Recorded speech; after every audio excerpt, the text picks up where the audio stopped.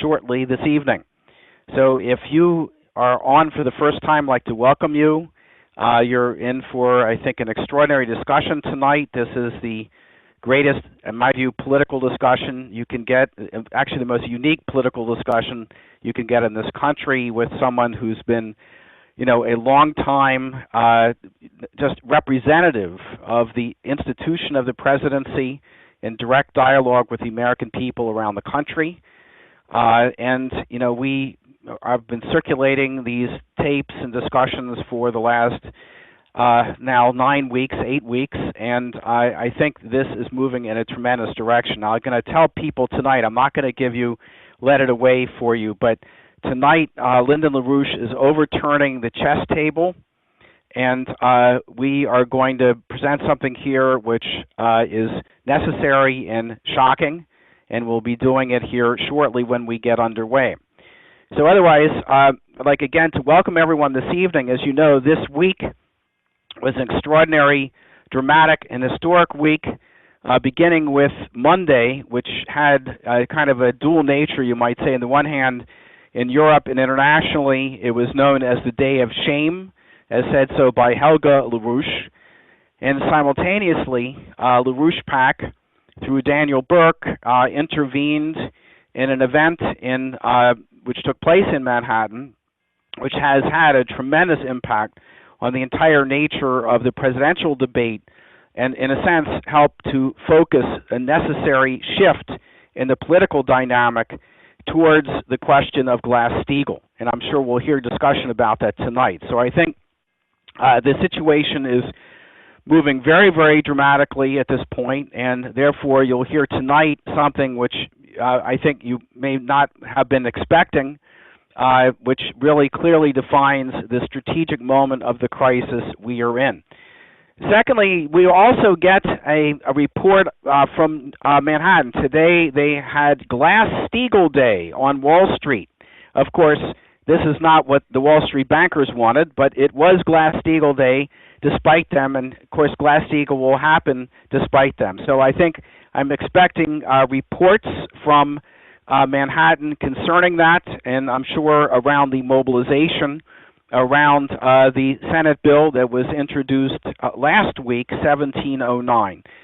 And as you've heard, just to give you one bit of news this week, we now have two Glass-Steagall bills, but the one we're continuing to focus on is 381, which is Marcy Kaptur's bill, which garnished several more signers, now up to, I believe, a total of 64 members of the House of Representatives endorsing that bill.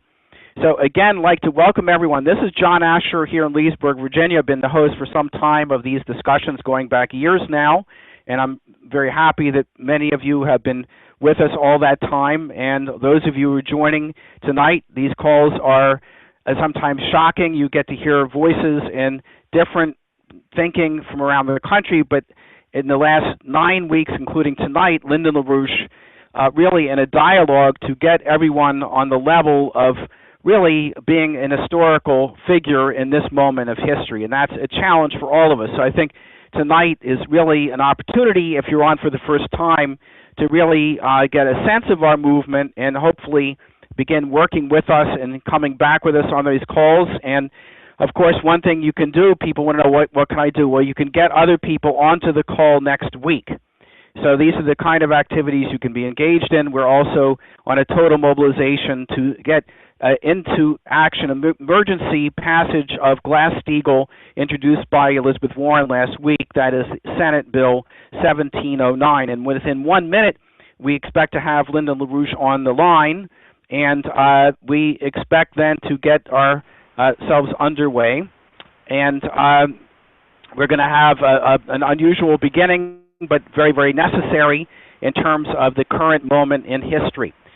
So again, here we are for the 9th Fireside Chat with Lyndon LaRouche here on the 16th of July, 2015. And this is going to be, I think, an extraordinary night. So that's our little preliminary discussion, and I'm going to turn on the recording machine, and then we're going to get underway. This conference is being recorded. So, good evening, everyone. This is John Asher in Leesburg, Virginia. We're here this evening for our 9th Fireside Chat discussion with Lyndon LaRouche, which we're going to begin in an unusual way, but then we're going to do something unusual. So, Lynn, are you there?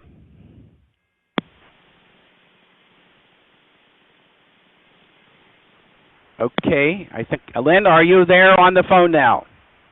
I'm right on the phone. Okay, terrific. So, as I said, announced, Lynn, we've got people assembling on the conference call now. This is our 9th discussion that we've had, and as I've just indicated, Lynn, we're going to begin our discussion this evening per your request and discussion earlier with Tony Pappert. I've got Tony Pappert here in my little control room with me, and he's going to begin, Lynn, by reading a statement that was composed by you in discussion with him earlier this evening. So we'll be putting on Tony right now, Lynn, and we'll be getting back to you after that point. Okay, very good. The title of the statement is "The British Queen Ordered Schäuble's Crackdown Against Greece. Here are her next orders for Obama." It begins, "It was Queen Elizabeth II personally who ordered German Finance Minister Schäuble's virtual murder of the nation of Greece in Eurozone debt summit negotiations over July 12th and 13th. These Greek debt negotiations had been proceeding in June. Germany's demands against Greece were much more moderate at that time, according to an AP wire of today carried in the New York Times. But then those negotiations were adjourned on June 26th to await the results of the Greek referendum, which was held on July 5th. In that referendum, Greeks overwhelmingly rejected the austerity demands of Germany and the Eurozone countries. Now, during just the same period the negotiations were interrupted, Britain's Queen Elizabeth made a rare state visit to Germany over June 23rd through 25th and met there with Chancellor Angela Merkel, among others. It is not known at this time whether she also met with German Finance Minister Wolfgang Schäuble. But on June 25th, the last day of the Queen's visit, Chancellor Merkel complained that Greek negotiations had, quote, lost ground, and Schäuble warned that the sides were moving further apart. Then, last Saturday, July 11th, on the eve of the summit which resumed the broken-off negotiations, Schäuble and the German delegation showed up with new demands, the toughest ever, which even their allies said, quote, came out of the blue, AP reports. One summit participant said that the extra demands were immediately perceived as provocative. Schäuble had received and carried out the Queen's orders. He even demanded that Greece be thrown out of the Eurozone.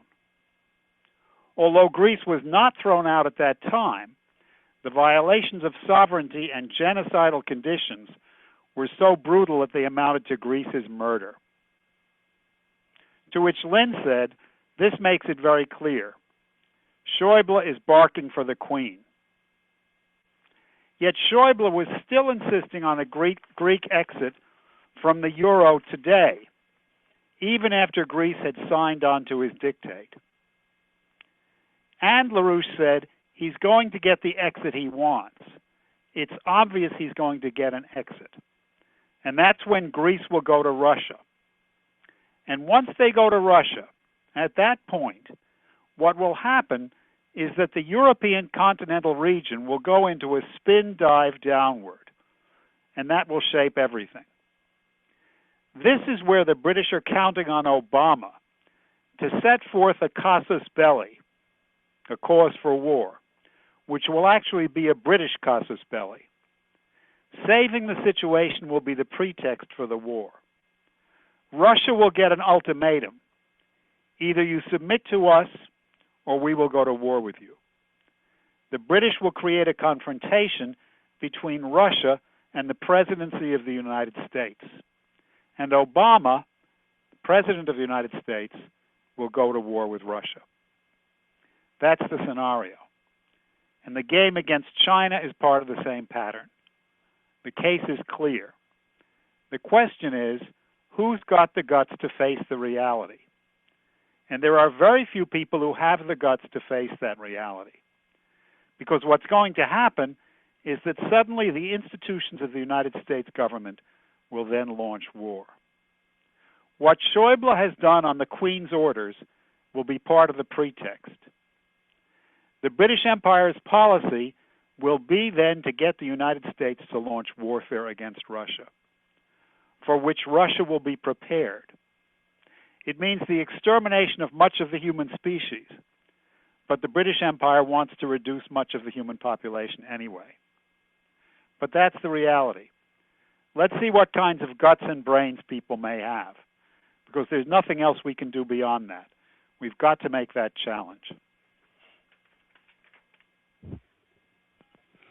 Okay. Now, this was Tony Papert, the editor of EIR, reading a statement which I'm sure will be on the website certainly. Lynn, did you have anything that you wanted to add to that at this point, and in terms of the beginning of the call here this evening?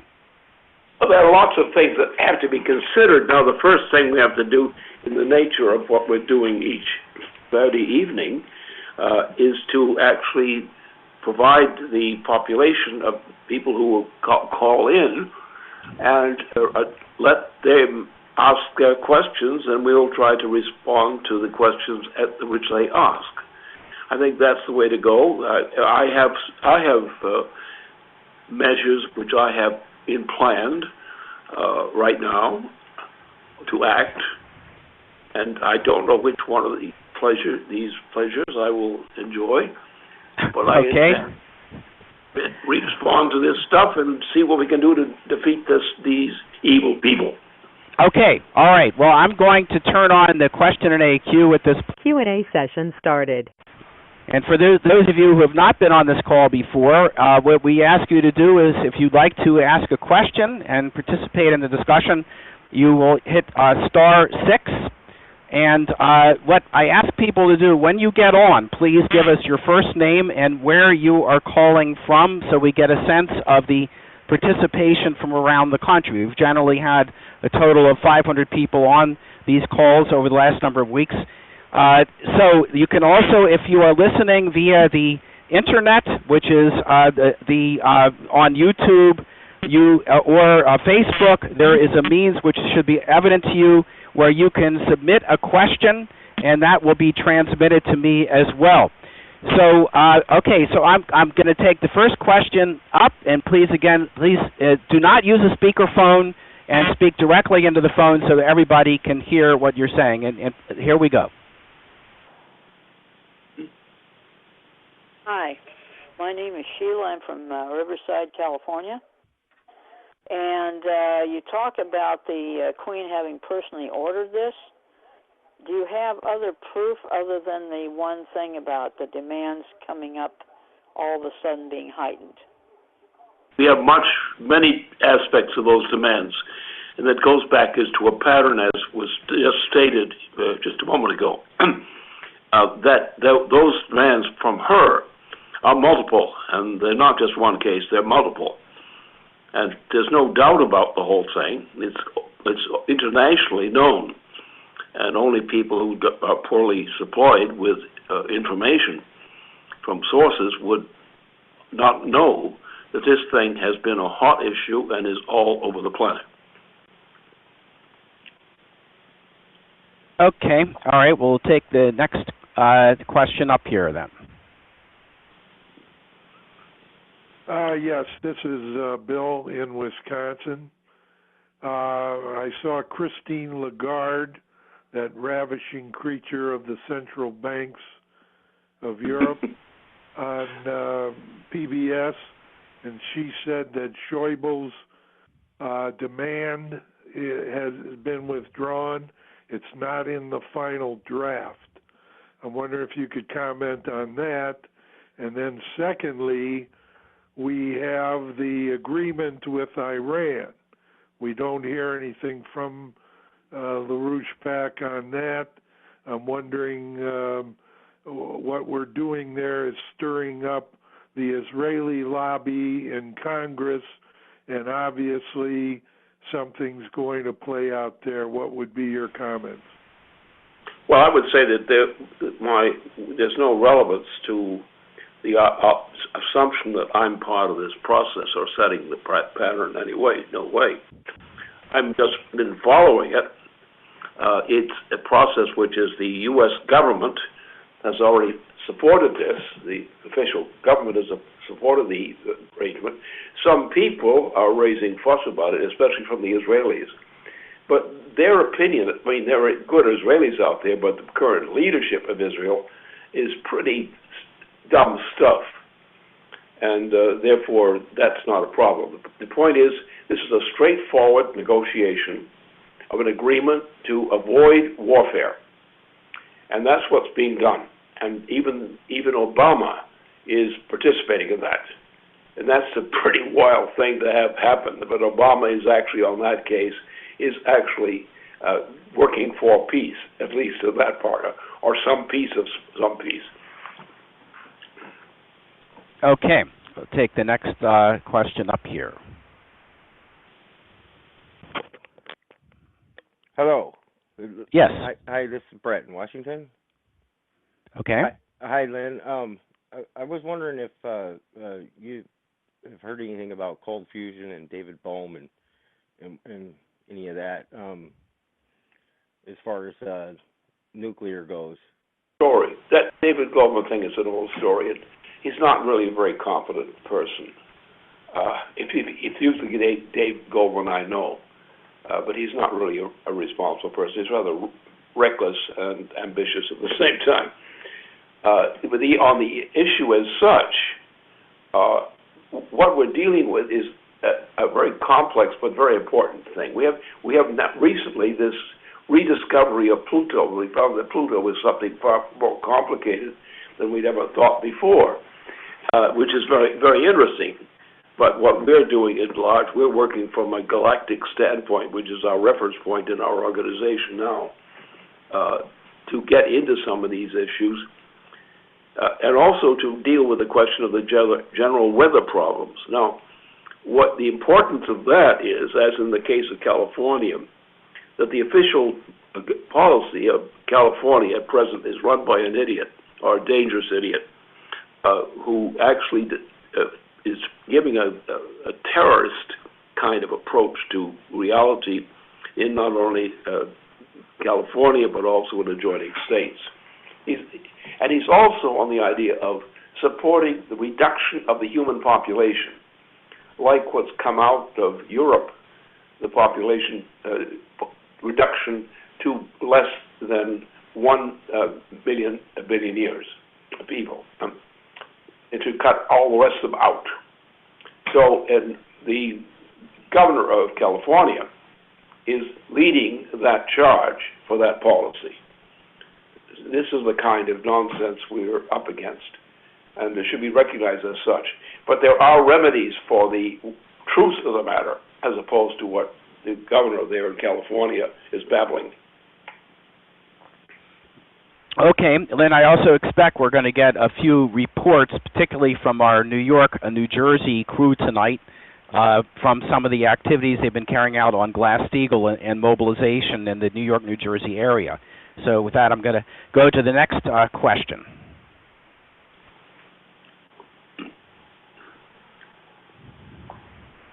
Good evening, John. Yes. Lynn? Yeah. Hi, this is more in terms of a report. You should say where you're calling from, okay? Hi, this is Bruce from New Jersey. Okay. Just for a little background, I had been working for quite some time with people in New York State and here in New Jersey to get Glass-Steagall resolutions introduced there, which we have done.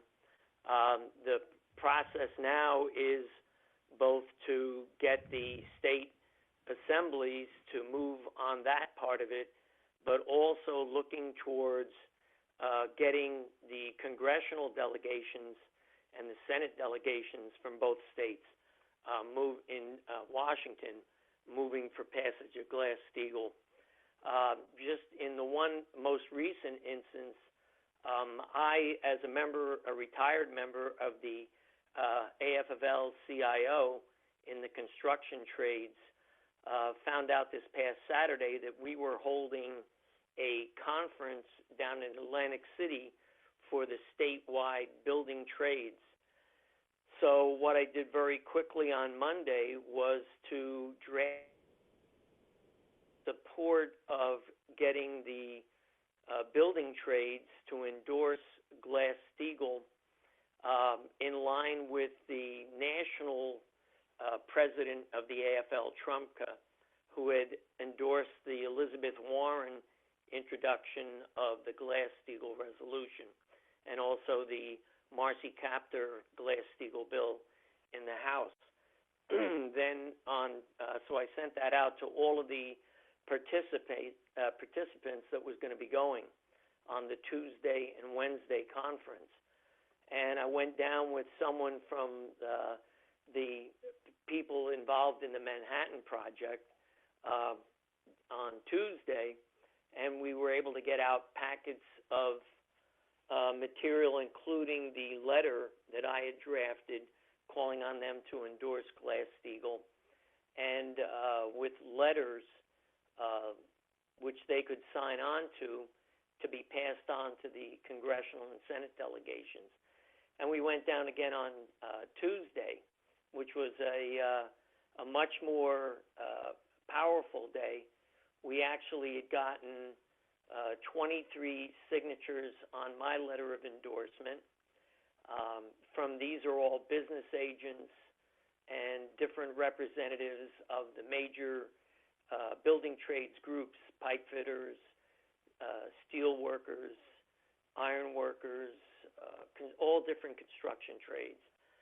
And in one case, one business agent, a regional director, who actually covered a large swath of the area in New York State and New Jersey, parts of Connecticut, I believe, and parts of Pennsylvania, who took one of my letters of endorsement back into the conference and came back out and then showed it to us with more signatures on it than we actually had spaces for on the page, and then promptly when it came over to the table and signed 3 of the endorsement letters going directly to the congressional offices of 3 of the House delegates and the Senate delegate from here in New Jersey.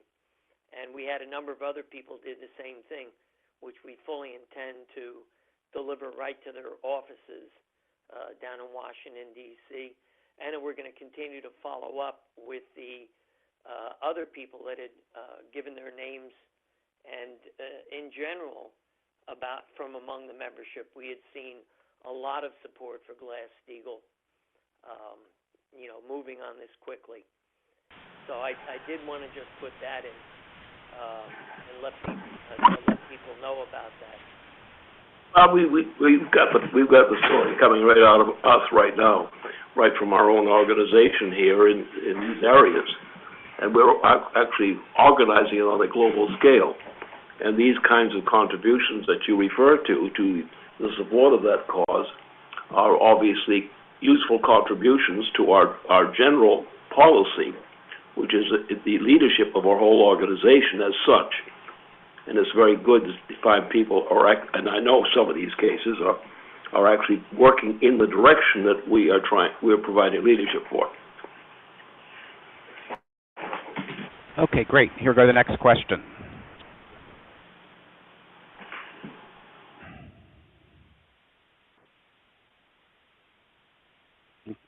Okay, someone, you're unmuted. Okay, go ahead.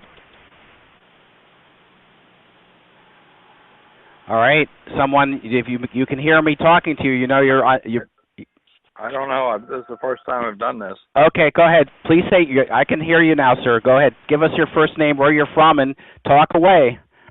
Okay. My name is Jeff. I'm from Maryland, near Washington, D.C. I just have a little trouble understanding how Greece with the economy the size of Atlanta, Georgia, just moving with the BRICS is going to, be the end of the world. I mean, everybody will probably be better off. Thank you. Okay. No, not at all. What's happening to the BRICS thing is actually a threat of the extermination of humanity globally. So it's a much more serious thing. What the problem is, the British Empire, which is the orchestrator of this whole thing, and the people don't believe in the British Empire as a real Satan. It is a real Satan. Don't kid yourself. Now, what the British have done, and the British Queen intervened on Germany to make a mess of what was a feasible solution for a great injustice which had been done against the Greeks for always some time, a period of time, especially from the British sources. In other words, a whole part of the people of Europe, which is the Greek population, one of the most important populations in the whole thing, in terms of history and in terms of functions. Now, that what happened is the British Queen ordered the Germans to crack down heavily and crush the Greeks. Now, the Greeks are a people, and the people are being abused. They have been abused repeatedly, especially from the British, from the British Queen and what's that's involved in that. And some people in Germany, like Schäuble in Germany, he's a key leader. He's a very cruel, evil person. He's not the kind of person you want to associate with. He's a nasty character, and even Germans generally abhor him.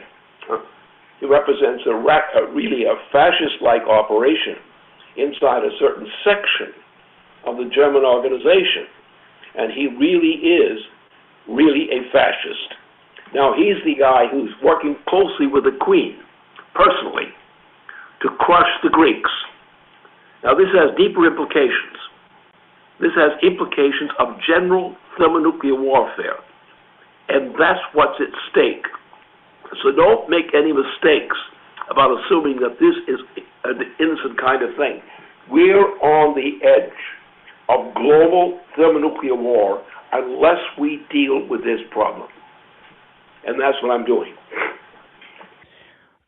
Well, Lynn, I have a question which is closely related to that, since I think people are trying to really grapple with what you're saying here and what Tony Pappert read initially. So this is related to what you were just discussing. I'm going to read it. This is a question from someone on YouTube, Tony from California. His question is the following. German Finance Minister Schäuble keeps saying he thinks Grexit might be the best option for Greece. Why not take him up on that offer? Greece should default on all of the debt, print drachmas, and seek financial assistance and stronger economic ties with the BRICS countries. So why would Schäuble force Greece to do the right thing? Because the British Queen ordered him to do it. And she came personally to Germany on two occasions and two aspects to force that issue through. The reason she's operating on that is because she is going for global thermonuclear war. That is, she's going for a policy, her policy has been and remains, a policy of reduction of the human population from its present level to about 1/7 of that. Which means you die, people die all over the world in great numbers, and damn few survive. And that's the issue you're talking about. This is a satanic operation. And we're on the verge of general thermonuclear war globally. We're not far distant. Obama is one of the key things, which is controlled by, he's always been an asset of the Queen of England. That's how we got the presidency in the United States. They ran out of bushes. It's like Moses running out of bushes. And so they got this ape get in there, Obama. And Obama was really, from the beginning, an obvious British agent. he still is a British agent. He's an enemy of the United States. And that's how this works. We have a lot of, cruel things that happen in our government, but we still have a presidential principle. It's shattered. It's not supported. It's twisted around. It's corrupted. The people of the United States are suffering. The average person in the United States has been suffering increasingly in every respect, including education, including cultural development in schools and youth and so forth. The United States population has been undergoing a degeneration in every respect under these administrations, especially the Bush administration, Bush, Cheney, and Obama. This is like, 8 terms of presidency offices with no relief. And the American people in general are giving up because they're frightened. They don't know what to do. And they go halfway crazy. They're losing everything. They're losing their health care. They're losing everything that's important to them as persons. And this kind of stuff is going on, and we have to support our own citizens above all. We're responsible for our citizens. And they're being destroyed in large degree under these things. Don't treat these as trivial. Be a patriot. Don't treat these issues as trivial. Okay, we're going to take another question up here. Hello? Yes, Hi, this is Stephen Love from Manhattan, New York. And today I was at the rally, and I would say that we had a lot of people come to the table rather than us have to go to them. And they're all very receptive to what we have to say. Also, just as an added note, I had a couple of traders from the NYES or the NYSE walk over to me and flat out tell me that Wall Street is dead. All the trading is done by algorithms and Goldman Sachs, and they're very, very, very open to the ideal of Glass-Steagall. Oh, okay. Lynn, were you able to hear that? I know it was a little faint. Could you hear that? Not at all. Okay. Okay. What he said. Okay. I'll just repeat what he said. It was because he was from. This is a gentleman who was at the rally today from New York. He described that they got a very receptive audience there. He said even from traders from Wall Street, the New York Stock Exchange, and they came over we didn't have to approach people. They were coming up to us, and he had several traders come over to us and say to him point blank that Wall Street is dead. So that's what he was giving us a report from the rally earlier today on Wall Street. Okay, I didn't get any of what he said. I let him speak because I was hoping to get a New York report. So maybe we'll get the next one up. We'll be able to hear a little clearer. That was pretty faint. So let's go on to another question here. Okay, we'll try to tell people to speak up a bit. Here we go.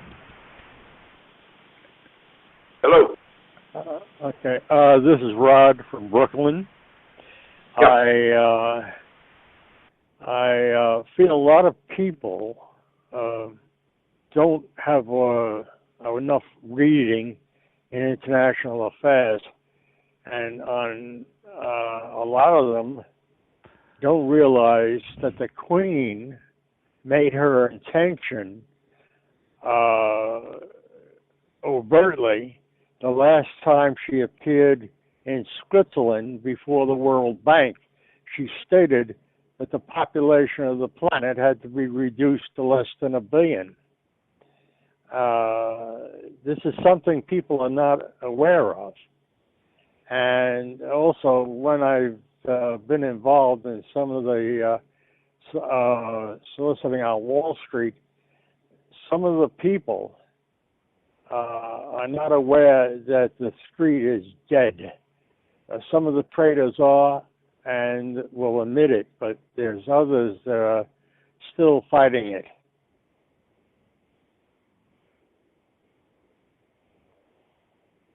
It's true. Yeah. We said. Okay, we'll take another. Go ahead. We'll take another question up here. Here we go. Thank you. Can you hear me the way it is? Hello? Hello, can you hear me? Yes. Yes, go ahead. My name is Gus, and I'm calling from Florida. Hopefully, the country will be able to withstand Mr. Obama. But my question is, have you thought of any other candidate, Republican? Let me get to the point fast here. Ted Cruz is the guy that I would be thinking of. Ted Cruz is the only man that I've heard at least mention the Constitution. And I go back to this, that the Constitution would be more used by our government. I believe a lot of things would start to fall into place almost naturally. And then I base all of this on this theory here. From the first block that was laid in Egypt to make the very first pyramid, mankind has never been free on this planet until 1776. If you go in your mind through history, and you'll see what I'm talking about. There's always been kings, queens, princesses, dictators, hoodlums, thugs, whatever. Only the Constitution is the only thing that keeps this planet safe, and free. Now, Ted Cruz and anybody can be bought or scared. Maybe not bought, but just about everybody can be scared. So I don't know if Ted Cruz will crumble in a few more months. But that's the guy that I'm thinking about, Ted Cruz. Thank you very much. Okay, thanks. Yeah. Okay, thank you. Well, I don't think that. I think your concerns are much too excessive. They're not that bad. We've had great presidents, Abraham Lincoln, for example, Ronald Reagan, under whom I served for a while, for example, Bill Clinton, who is not a bad guy. He got double-crossed by the Queen and other people and by the Republican Party at his second term in office. He was really set up. And then after that, after Bill Clinton was kicked out of office, especially at the end of his second term, then we had a regime of one person after another in the presidency who was not fit for the dog patch.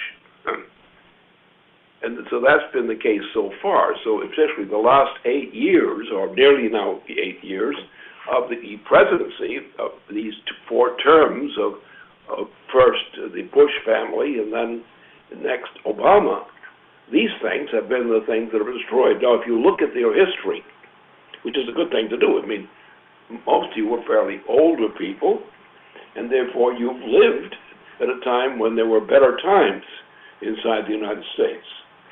But with what happened after the end of the Reagan administration, and then a certain degree of improvement on Bill Clinton's first term and what he tried to fight out for the second term, and these were reasonable people. But otherwise, since Bill Clinton has left office, we have had nothing that's worth anything. But before that, for example, with Bill Clinton's first term in office, with the role of Ronald Reagan, with the role of many other leaders in the presidency in the 20th century, and in the middle of the century, late 19th century, we've had great presidents. The problem is we've had too many pro-British presidents or British agent presidents. That's been our chief issue. But otherwise, our presidency is an essential complement to secure the future of the human species.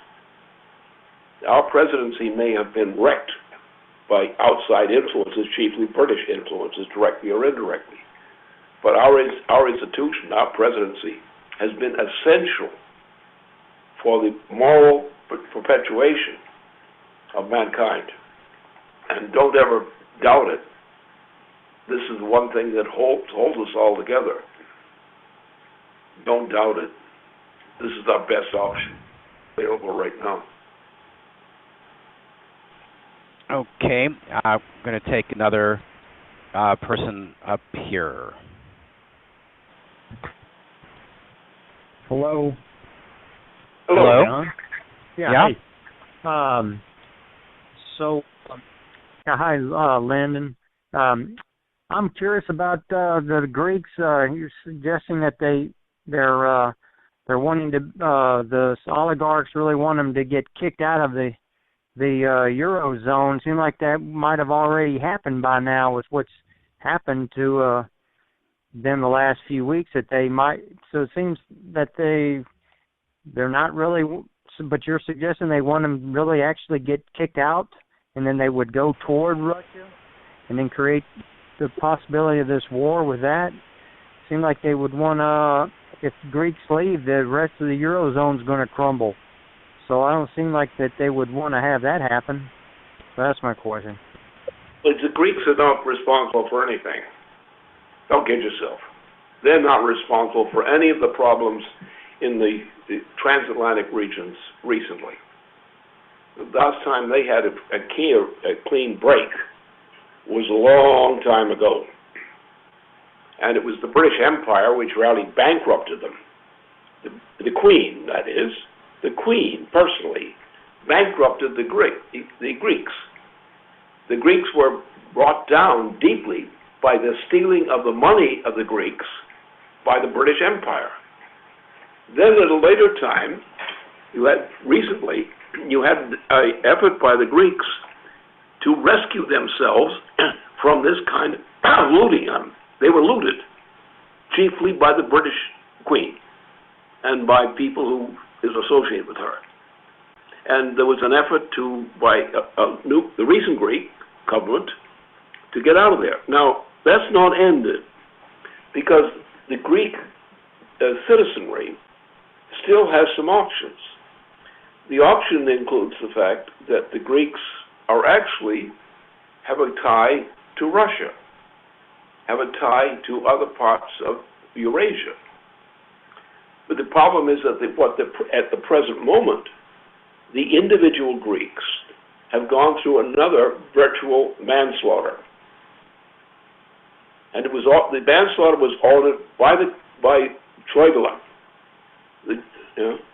of the German system. And Schäuble is a real right-wing fanatic. He's not a typical German. He's a right-wing fanatic, very close to what Hitler represented in his time. That's his attitude. And he's the one who was key in the going after the Greeks. But, however, the real hand in this thing was the British Empire, which stepped in.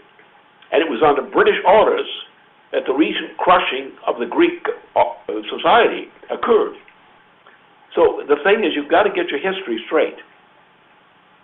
Don't take guesses offhand, because if you are guessing wrong, you may be writing your own tomb. And that's the way life is today. The British Empire is your worst enemy, world enemy. The British Queen, getting her out of office is the most important thing. And getting Obama out of office is also necessary, because Obama is an agent of the Queen. He's not a loyal citizen. He's an agent of the Queen. And he's got that history is written there very plainly.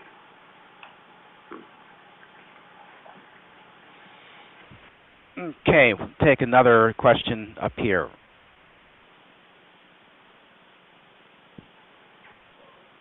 Hello? Yes, Hi. Hold on one sec. Can you hear me? Hello? So far. Okay, go ahead. You can hear me now? Yeah. Yeah. Okay, great. This is Jessica White from Brooklyn, New York, and I am part of the Manhattan Project activists. And I just wanted to give as short as I can make it, report on the rally that took place at Wall Street today. Now, This was actually a spectacular rally. It took place in the Plaza Square area at Federal Hall on Wall Street and Broad Street in Manhattan. And we had about 45 activists out there. We had signs of all kinds, big banners. We dominated both sides of the street. Our signs were amazingly creative and informative. We had the Obama mustache posters, the Impeach Obama posters, demand that the U.S. joins the BRIC nations. We had Wall Street is dead, but the nation can be saved. Restore Glass-Steagall. We are all Greeks. Restore Glass-Steagall. Stop thermonuclear war. Impeach Obama. Restore Glass-Steagall. And we had a lot of fun with it, too. We had music, singing, satirical songs, serious songs. Diane Fair and Daniel Burt gave wonderful presentations on the Greek situation and Glass-Steagall, and also talked about the BRICS nations. And we had fun with it. We even had a little visit from the evil queen herself, the little British queen, played by Margaret Sheldon. And when the evil little queen spoke, the audience booed. So it was really quite wonderful. Now, how were we perceived? What did we accomplish is the next thing. We saw hundreds of people. We got lots of contacts. We were talking about the EIR, the latest EIR, and we gave those. Some people donated, and we handed out the flyers, the latest flyers. We talked about the Greek situation, and overall, it was well perceived. As the person that spoke earlier talked about, even some Wall Street people came over and understood what Glass-Steagall is and talked to us about it, and knew that this was the way to go. This was the first step in any kind of recovery that could take place in the United States and then spread to the transatlantic region. We talked about impeachment with many people who understood that Obama is a bum, and made contact with those people for future times. I think in this case we talked about the threat of thermonuclear war and got across to people, from what I could tell, better than ever before. They understood that all of these things are leading to thermonuclear war and the extinction of mankind. So this was a fantastic rally. We did a lot of work. It took a lot of work, and I think it was a very big success. And I just wanted to report on that rally from today. Well, thank you, because that's what I read also, and I very appreciate your report. Thank you. Good night. Okay, thank you, Jessica. Thank you very much. Okay, we'll take another person up here. Here we go.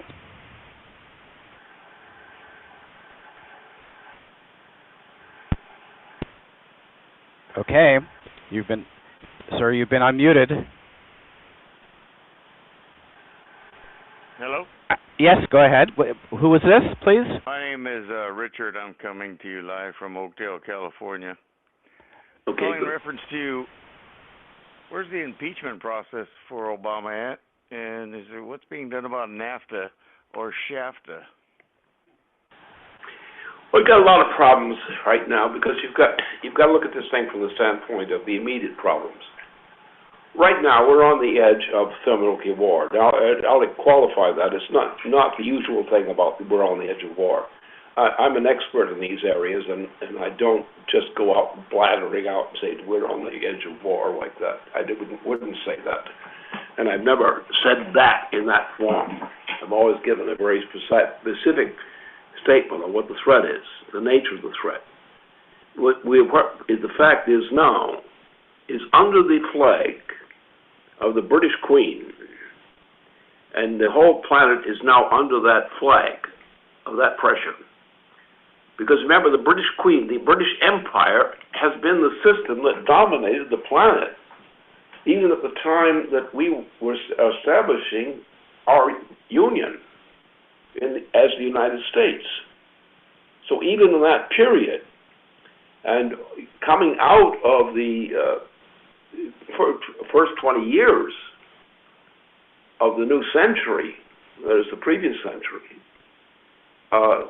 this was the dominant factor. What happened was that the United States was formed as a force by inspired people from not only the United States but from parts of Europe who thought that their cause for Europe required their allegiance to the United States, the formation of the United States and its establishment. Bismarck's case in Germany was a typical case of that.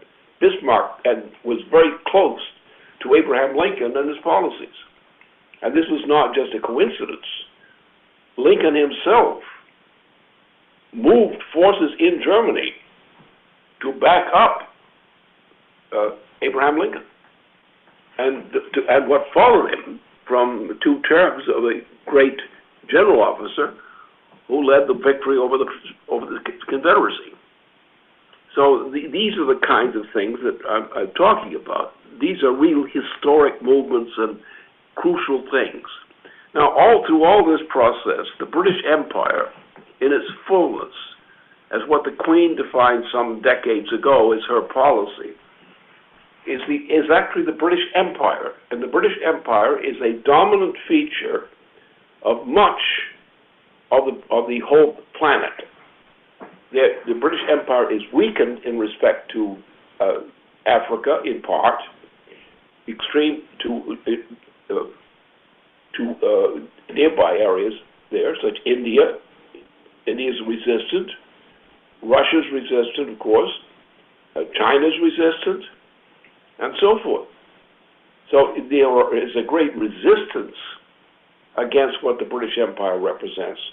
But Wall Street in the United States represents the Queen.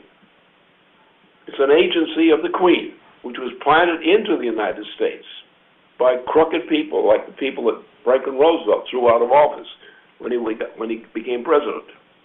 That sort of thing. So these are the realities. There's no simplistic generality to be wielded around. You have to have a more precise insight into what the interaction is among various forces in various parts of the planet. And you have to recognize, above all, that everything that is British, there's no such thing as something only British. The British monarchy has been the primary dominating factor over the world since about the time that we formed our republic. And it's gotten worse ever since. Okay, got another question up here, Lynn. Here we go. Lynn, my name is John from Virginia. My first question is, and thanks for having me on tonight. My first question is, I understand the urgency of the Glass-Steagall, and what would be the time frame we're looking at to, do we really need the Glass-Steagall in place? Because I know it's going to take time for the Senate and the Congress to get their act together. Number 2, would you say the U.S. dollar will totally collapse by end year? And number 3, do you see the China currency as a reserve currency in the near short future? And number 4, the North American currency. I've been watching this movement for some time. Do you think that we are actually at the stage where we may move to a North American currency? Thank you. No, I don't think there's any such problem as that. None of it. We are actually, if we have our presidency, that is, if we kick Obama out of office immediately, that is before his term of office is scheduled to close, and what the Bush family has represented before then. Now, we still have a very viable core theme of organization for our presidency. The problem is we have had very few good presidents, because we've had mostly, since the Bush administration, the first Bush administration, which was an invasion of the Reagan administration. Bush was put as a candidate for promotion at that time, and then Reagan was assassinated, or the assassination attack. And with the assassination on him, that what happened is the Bush family moved in. And one of the first things they did, I was then supporting closely the Reagan administration. I was working on some of the inside things and the strategic pictures. At that time, it was the job that was assigned to me by the Reagan administration. And we saw the destruction. So that one of the first things they did, they threw me in prison. And that was done by the Southern faction of our organization. Not our organization, but our union. And so that happened. After that, I went out and kept doing things. I did all kinds of things, some of which were great strategic importance for various parts of the planet. And I still do some of those things still today. I don't do it as heel and toe as I used to do it by traveling around the world. But I do think around the world. And I think I spent more time now thinking around the world rather than getting out there and finding what's going on. So that's the situation we're in. We're on the edge of an actual shutdown of the entire planet. Why? Because if Obama remains in office for any time over the course of the summer, then I can almost guarantee you that Obama will launch, together with our allies, will launch a military attack, strategic attack, on Europe, especially Russia, China, and so forth. That will happen. If that is done, if Obama does that, takes that action, then the reaction will be that Russia, which has a superior nuclear capability right now, Russia is sitting there saying, we're not going to attack Russia, or we're not going to attack any other nation.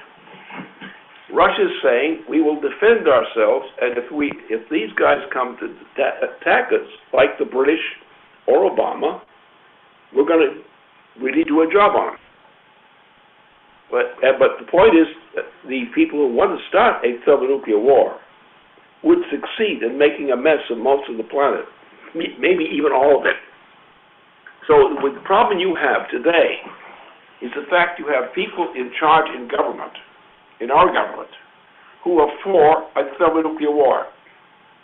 That is, the Obama administration is strongly structured, not exclusively, not totally, but in key features is ready for thermonuclear war and is preparing for thermonuclear war in conjunction with the British Empire. That's what's going on. And these are the real issues. And you have to get to real-time issues. That is, not things that might be down the line and so forth. This idea of long-term perspectives is nonsense. That is in history. The idea that everything goes in a long period of time and suddenly comes to some result at some later time, no, that never happens. When things are going to break, there's a preparatory time as for preparing a military attack of one nation upon another. That is the kind of thing that tends to dominate the passage of time in respect to strategy. And we're at the point where we're now up close. Right now, we're up close. That if Obama takes the action to launch an attack on Russia, then you will have a thermonuclear war, which the United States will probably lose. But Russia won't much be left of Russia either as a result. But Russia knows that that's coming, and Russia is determined not to counter that issue, not to make a provocative attack on the United States, even though whatever Obama does, or what the British do. They're not going to do it, because they're not going to start a general war, because they know what that means. However, the Obama administration is absolutely insane on this question. They are going toward general, global thermonuclear war. That's what they're going for. And those forces under Obama's heading, which is actually going directly attempt to crush the Russian administration, and they won't crush it. Because when it gets to that point, Russia will fire its nuclear weapons, which are at parity with what the United States has. And when you get two powers of that common strength, there is no peace, and there's very little chance of survival. These are the real issues.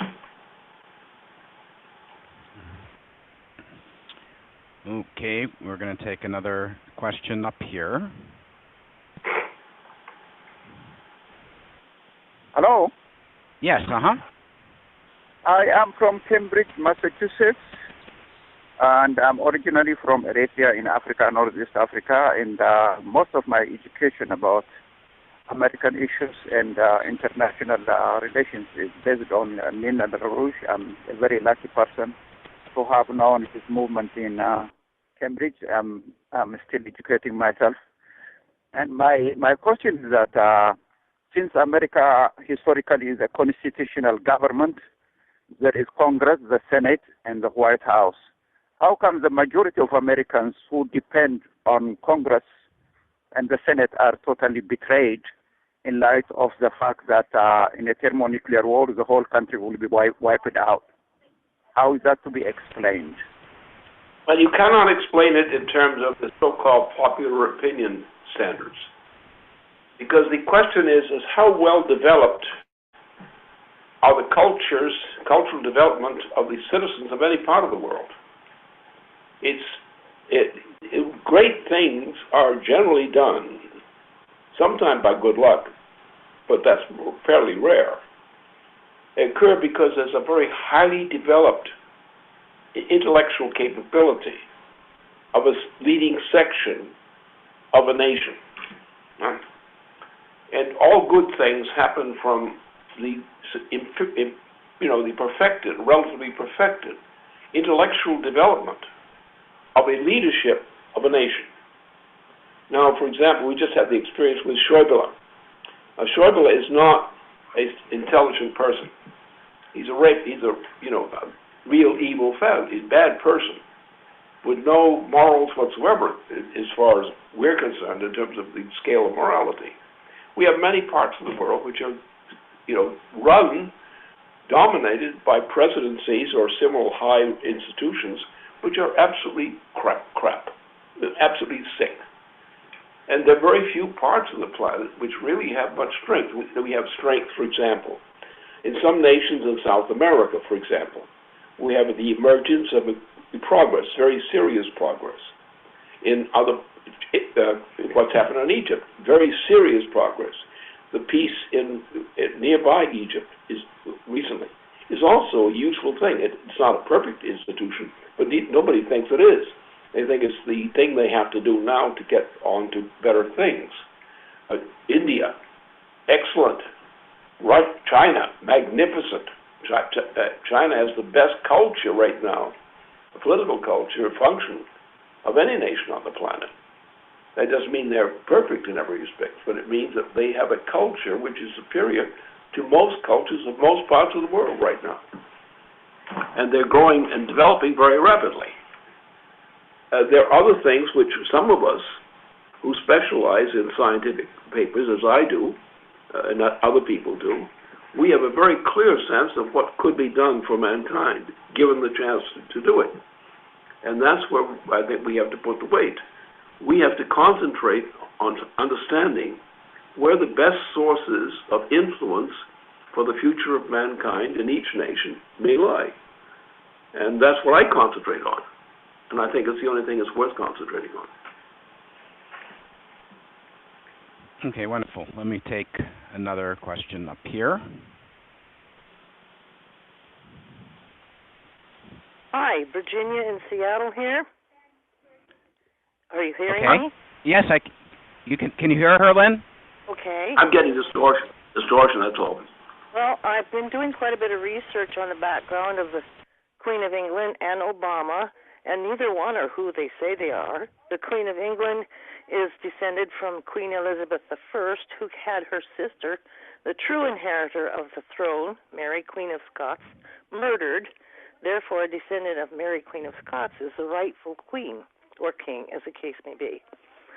Obama says he was born in Hawaii, but even if he was, which I doubt, his grandmother says he was born in Kenya, Hawaii is not a state.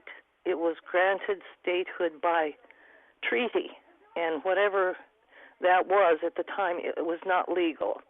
So even if he was born in Hawaii, he is not a true citizen of the United States. I think they could both be disposed of if the truth were known. I don't think he was born in Hawaii. He went to Hawaii to marry.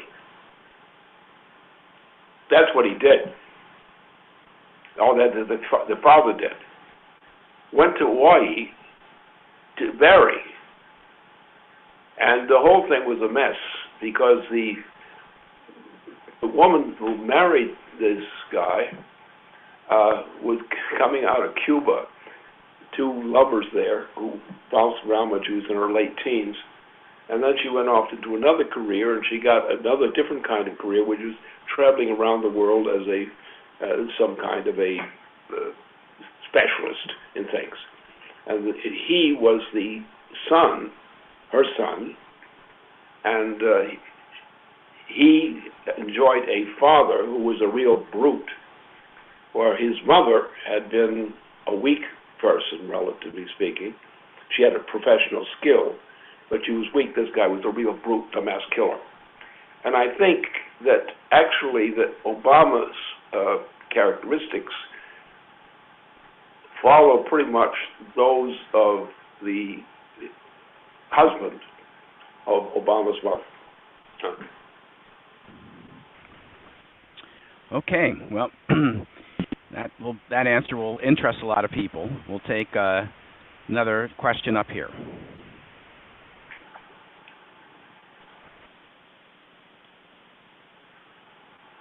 Okay, you're unmuted. Yes, I'm sorry. Can you hear me? Yes, go ahead. Yes. Great. Hi, Lynn. This is Alvin from New York again. I won't take long in terms of a report because Jessica gave an excellent one. It was indeed lively. I think at the height and in and around we had about 50 people out there, so that's always shakes things up very nicely. I can honestly, I think, report, as you often advise, is to have fun, and that's what was going on out there while engaging people. A lot of, especially Chinese tourists who, to my amusement, enjoyed posing and taking multiple pictures of the bricks and with the Obama mustache on top of the bricks. To much fanfare. But again, Jessica, I think, gave you an excellent report. I wanted to talk to you along the lines of what the paper that, the statement that you, Tony, read when the call began. Because it reminded me of of what you did in the winter of 2011. I had been down assigned to work the Occupy Wall Street operation there. And while on the one hand it was useless, it was an excellent training ground for me because of the various things you run into. And we were running on your call for impeachment of Obama and Glass-Steagall back then very strong. And it was during that time of my numerous going to meetings down there regularly when the Libyan operation took place, the murder of Gaddafi, and when you then immediately called what the hand that the British were looking to run and what this would lead to, and you announced then that we were now living under a cloud and a potential for World War III. And I said, oh, what's this guy doing? I'm down here and I'm doing Glass-Steagall, and he's talking. I don't want to hear this. And it took me a couple of weeks to actually get serious and come to terms with what you were saying And then it helped made me decide. I had to make a decision, since there are no guarantees. What was I going to do in this process to shape mankind in a different direction and avoid this? So my activity since then has steadily increased, but it took me a while, I have to say. And the paper that Tony read, which I had, is the first I heard it, very clearly where you laid out what the strategy is. Again, you're forecasting what's going to happen. This is, and I feel like I have less than 2 weeks. I've got to get my mind around this, and I've got to tell you, it's just that I don't know about others that are blocking it. I don't want to block it, but this is everything you talked about, and it's right at our doorstep now, and it's most chilling. So on the one hand, we have this opportunity, but I must just share with you that that really frightened me, what Tony read, and I just wanted to share that with you. Maybe others feel the same way. The other aspect of that thing, look at what happened in terms of North Africa. And look what the present candidate for president did when she was asked, challenged to what was going on with Obama in the assassination of 3 agents of the U.S. government in that area. And Obama, who set that operation up, which was the assassination of these 3 victims of his plan, and it was deliberate. He deliberately was responsible, for the assassination of 3 agents of the United States in that area. And he tried to use a cover-up. And he used Hillary Clinton as a stooge to back him up in the cover-up. Now, these kinds of things, which are not rare, some of them are remarkable because of their, like Obama, the President of the United States, did this to the agents of the United States and lied about it and got other people to lie about it. Now, this guy's a liar all the way through. And when one sees that, and some members of the Congress saw it explicitly, that he did that.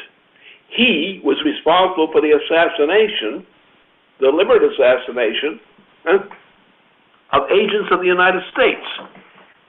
Then he got some women, one of whom was Hillary, to cover up for him. And her problem now is that she's still shaking over that experience. And she's trying to deny the implications of that experience that she went through. Now, therefore, right now, the presidential campaign in progress now of leading figures in the list of candidates, she's part of it. And she's still got that problem hanging around her neck. And she's trying to duck issues, and she's trying to submit to please Obama. She's been afraid of Obama. She's afraid of him. She's depended upon his support, his approval for some of her financial support, all these kinds of things. And she's there. She's living a life that is not true because of what Obama did to her. Now, I talked to her at the time that, for example, personally, I talked to her directly. At the time that she had occupied that position under Obama. And she asked me to do something, and I said, okay, I'll do it. Then someone from Obama's staff intervened and said, you don't talk to him, referring to me. It was very menacing. And from that point on, I saw her drift in terms of her sense of independence. And I saw by the time that she went through that thing to Libya, she had lost all independence. She'd become a complete slave of Obama and has remained that ever since. Her judgment is clouded by that experience. It was a mistake. I didn't want her to go into to leave the post she had to serve Obama. I wanted her to stay in New York as part of the team there, and she didn't. It was a mistake. She should have stayed there in that job in New York, where she would have been safe and where she would have been competent to be a senator. But she gave up her position as senator from New York City and went down and to serve Obama, and that was the fatal move on her part, which led her into the disaster she's suffering from now. These kinds of things are things you've got to take into account. You cannot make sweeping generalization on general observations. You have to know what the facts are. Okay, well, we have time for a few more questions, and just to remind people, you can get into the queue by hitting *6, and then if you're on the internet, you can submit a question on YouTube, and these questions are forwarded to me. So, okay, we're going to take another person up here, Lynn. Here we go. Hi, my name is Paul from Columbia, Maryland. I was wondering what your thoughts are on the MH17 downing in light of the recent anniversary soon. I'm not sure if this question was asked, but I'd hope to hear your thoughts on this, Lynn. Thank you. What do you mean by that? No, he's referring to the Malaysian airline shot down over Ukraine. Oh! Well, this is very real. There's a whole series of stories about this thing, which had to be clarified. The shooting down of that plane, which is what he's referring to, was done by the fascist faction of the government of Ukraine. The evidence was conclusively drawn on that. So it was the fascist. There's a section of the Ukraine is dominated now by a force which are actually historically Nazis of Hitler vintage. Now this thing is the unit which did this business, the shooting down of the airplane. They were the same people who shot down an aircraft, which is the same one we talked about here and there and so on everywhere, but it was there. And Russia has the complete evidence on this thing. But these guys who did it were done with a Nazi faction, which is a dominant faction inside the government of Ukraine at this time. More interesting is the fact that that operation is being run by an official of the United States. Currently.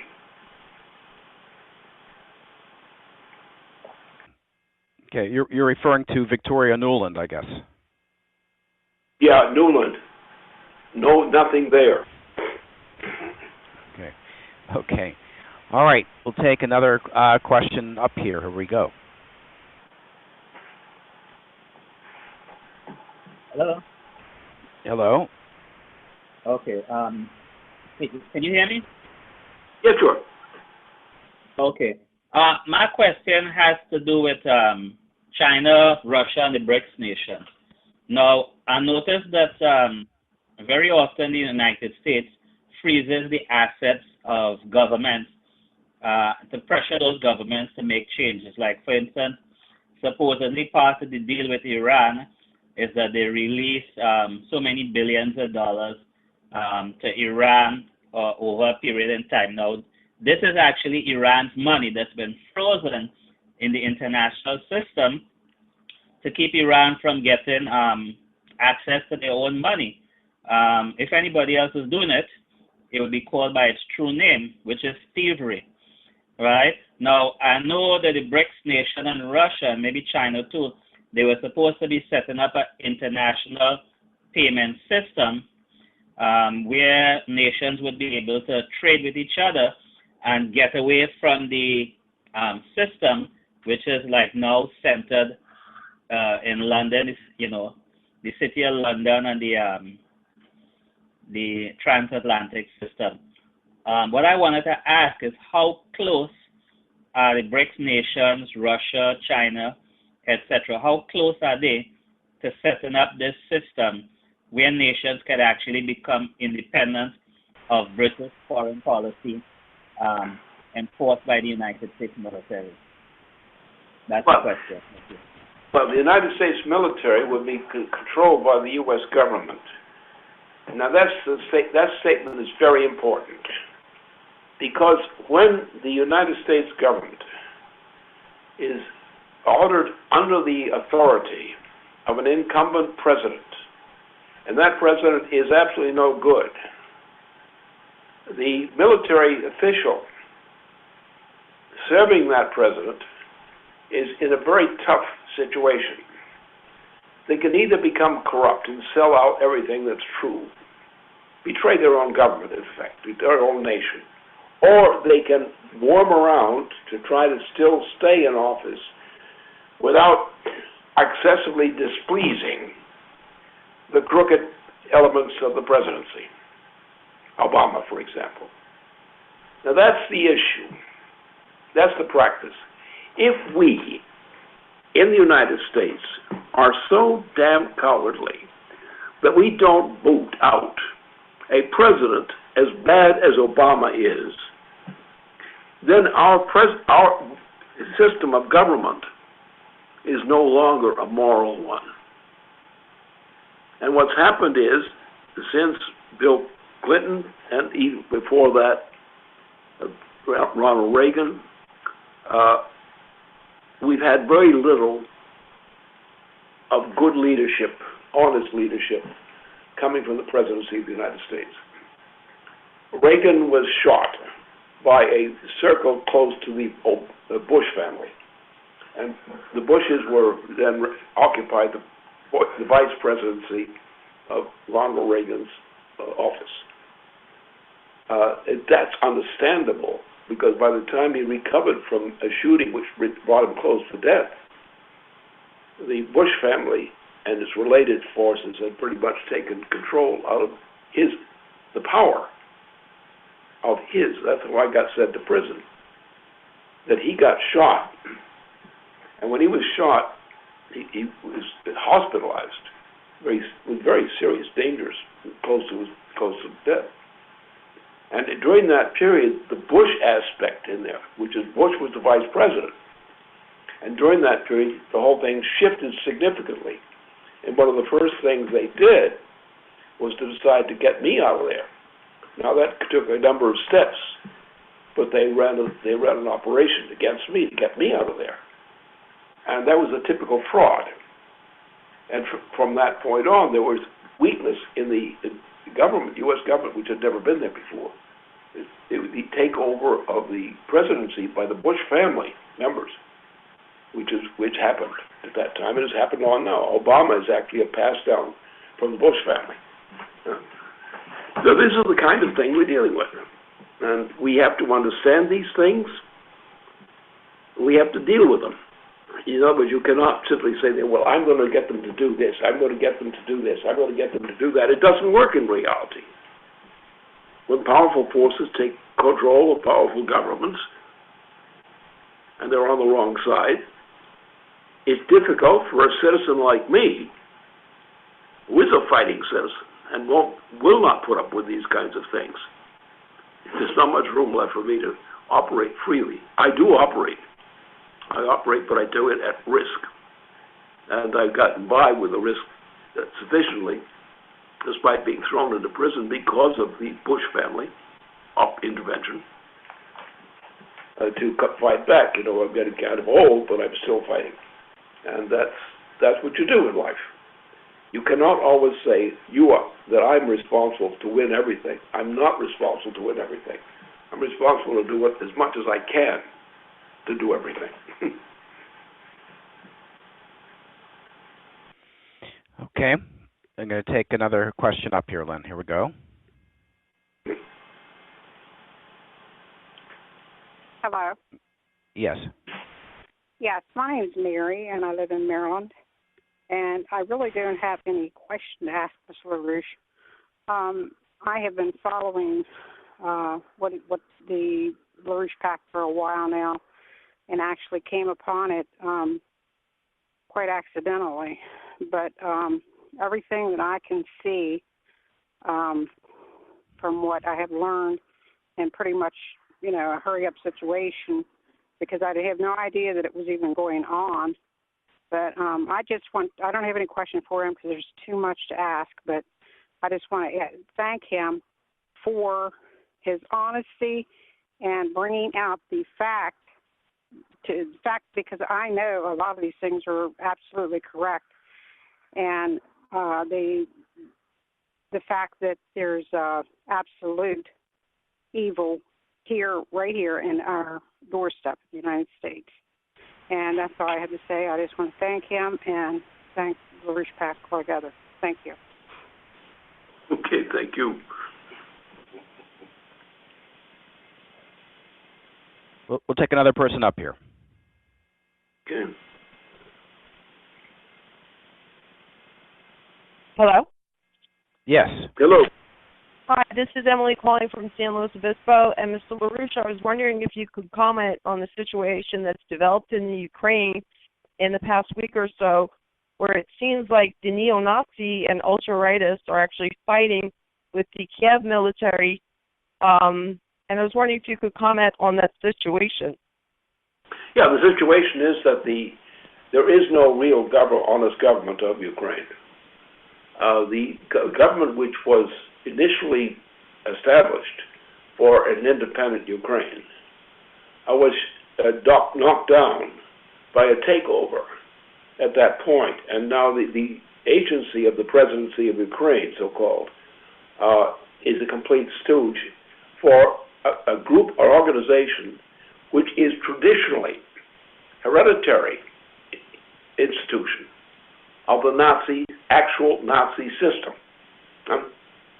In other words, the Ukraine today is under the control of actual Nazis of the Hitler variety, of the same generation or the same degeneration as Adolf Hitler.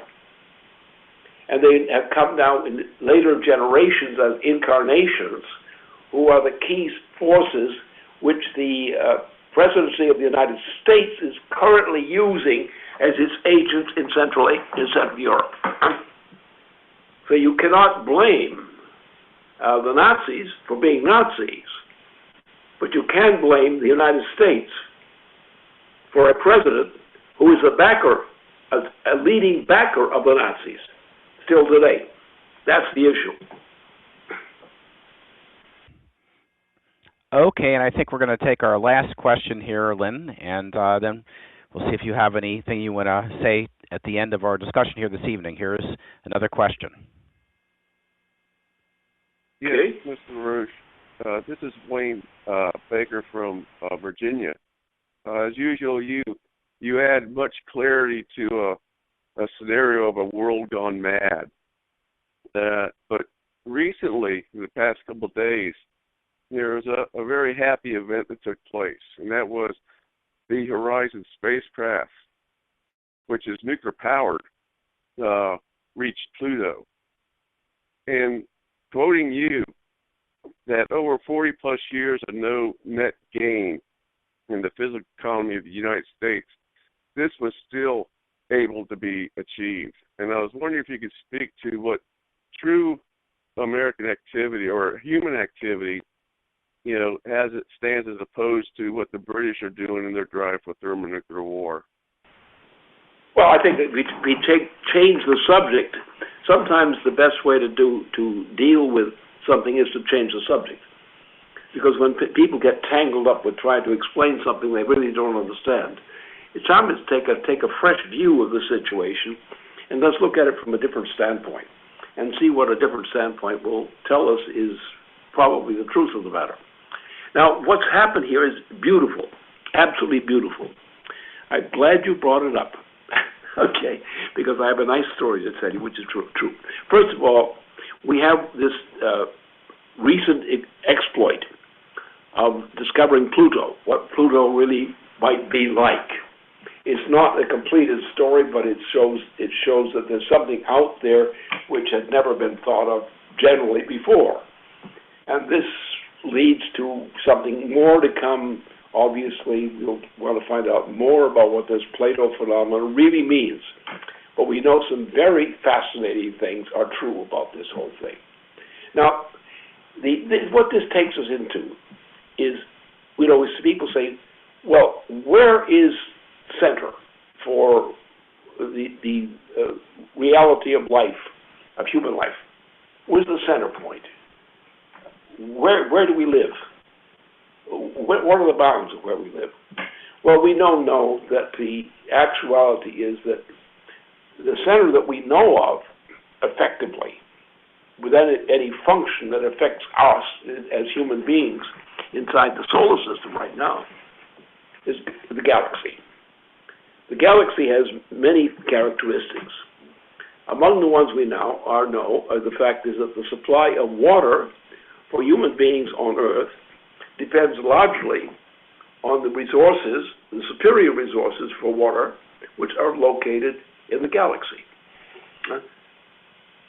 So therefore, this goes together. Now, what you're talking about when people get into the Pluto experiment and the qualified success which has been achieved so far in that operation, it's the same thing. It's going into the galactic area, toward the galactic area. It may not be directly in the galactic area as such, but it's going in that direction. And it's a completely new view of what Earth represents and the Earth system represents. And these are very important things. But what it also shows is that mankind, whose intellect is a very important factor in the future of mankind, now has to think in terms of galactic terms. In other words, if mankind wants to survive and succeed, mankind has to stop thinking in terms of immediate Earth areas. They've got to go to a higher level, into the galactic area. And mankind has to learn how to work out discoveries which teach mankind while the galactic area works. We have a good insight, actually, so far, on the relationship of water supplies for mankind on Earth, which depend upon the certain actions for water to Earth by the galaxy. So what's happened with the Pluto thing is in that genre. Therefore, science in itself, practical science in itself, real science, must look at these higher levels beyond the Earth's surface and beyond the mere moon or some local satellite within the solar system. And have to realize that there's a larger system, and we have to think from the standpoint of the larger system of experience rather than trying to go from baseline up. And that's what's being shown. And therefore, the hope is that the increasing attention among scientists, for example, for understanding the galactic principles, of which this Pluto project is one of the transitional features to be concerned. And these are the things that will instruct mankind to think experimentally to make the kinds of discoveries that mankind can apply down to the practical level of man on Earth. And this is the wonderful thing which is being presented to us for examination now. Well, okay, Lynn. Well, this is bringing us to the end of our 9th Fireside Chat here this evening. You've certainly covered tremendous aspects of strategic thinking, how to approach history, and I think given everyone a clear sense of at least the approach they need to take in dealing with the kind of troubling and shocking developments that have been discussed here this evening. So, Lynn, do you want to make any final remarks to our friends who are still on the line here with us this evening? Sure, I think it'd be useful. What we're doing now is we've opened up a new vehicle, which is complementary to this Wednesday evening operation we've been running, but which is based on Manhattan. And Manhattan becomes now the center of the design for organizing our own organization, that is the United States and so forth, to understand that the technologies and the practices which are necessary to deal with the immediate things that we as human beings face on Earth and beyond Earth, but also beyond the other parts of the planet. And this is what we should be devoted to, is to keep a view on the broader things within which experience is confined. And that concept is very important. When people locate themselves too closely to what they experience directly as day-to-day experience, that's a big mistake. It may not be a mistake in particular, but in general it's a big mistake. Because mankind, if he's going to be intelligent, has to take the larger scale of processes of development into account. Don't draw conclusions from a few facts that you try to fit together. You have to go and think about deeper things. Think about general scientific principles, physical scientific principles, about larger things in history. These things must be on the mind of an adult, competent human being, not just walking around with short-term impressions rattling in the mind. And that's what I hope we will do. That's what I am doing. That's what I'm devoted to.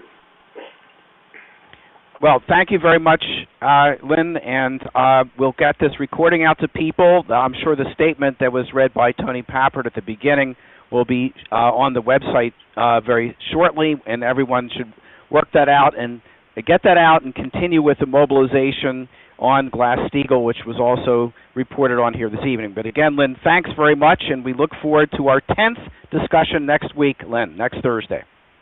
Okay, good. All right. Good evening, everyone. Bye-bye now.